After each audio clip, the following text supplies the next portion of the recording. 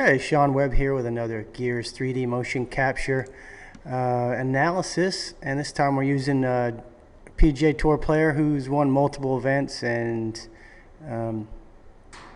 won, I believe, around $20 million, I guess, in that range on the PGA Tour during his career. And the thing we're going to look at today, or the concept we're going to talk about today, is the idea of covering the ball. And you hear a lot of golf instruction circles talking about that, and you hear a lot of players talking about it, but I guess a lot of times I think people lack understanding of what that actually means. So normally you hear it with an iron, but it applies with all clubs, but we're going to use an iron here because that's normally when you would hear it used. It really covers the ball nicely with the iron. So we've got a line drawn down from the center of the rib cage, and you see the corresponding metrics here on the ground, the sway and a thrust number. We're going to be focused on the sway number in this video.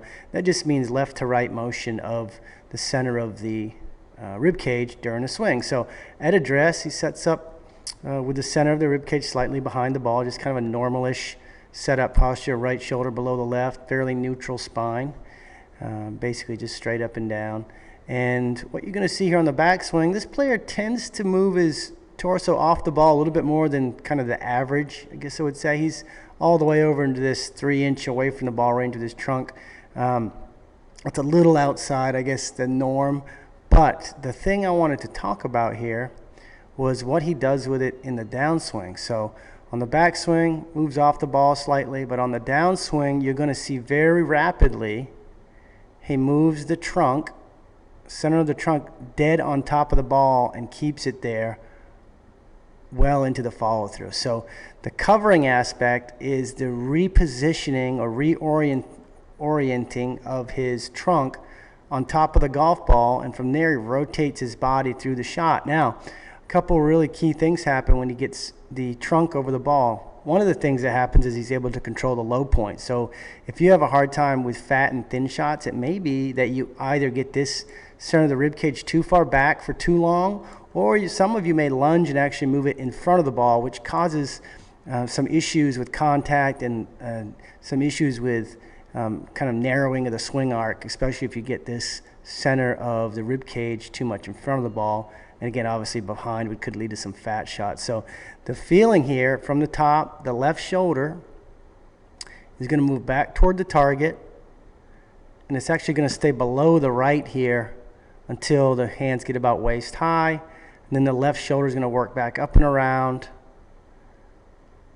And then obviously the chest will move forward and up in the finish. So that is the look from this point of view. Let me switch to a different point of view here, or aspect, and you can see it a little differently. Okay, so here's a look from more above.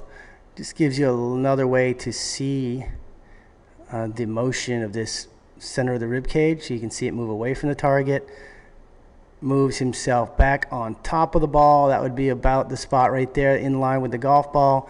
And something that I hadn't pointed out up till now, but at the same time his pelvis is going to be moving forward as well. So I want to put the focus on the rib cage here, but just know that as you shift the trunk forward here, the pelvis is moving forward as well. And then as he gets on top of the ball, rotates the body, and then into the finish, the body's allowed to release. So that is basically what I wanted to cover here. Just the idea or concept of that. To me, that's actually what it means to cover the ball, is get the center of the chest in line with the golf ball from this face-on view.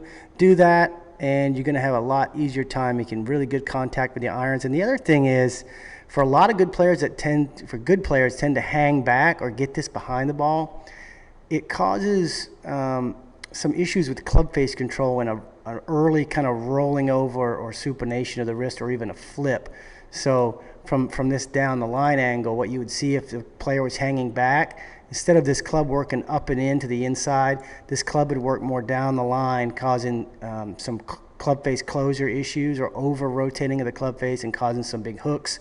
So I know for my own game, if I do struggle with hooks, it's because I'm getting this center of the chest too far back as I come into the downswing. So hope that helps you out. Let me know if you have any questions or you'd like to see me cover any other aspect of the swing, and we'll see you in the next video.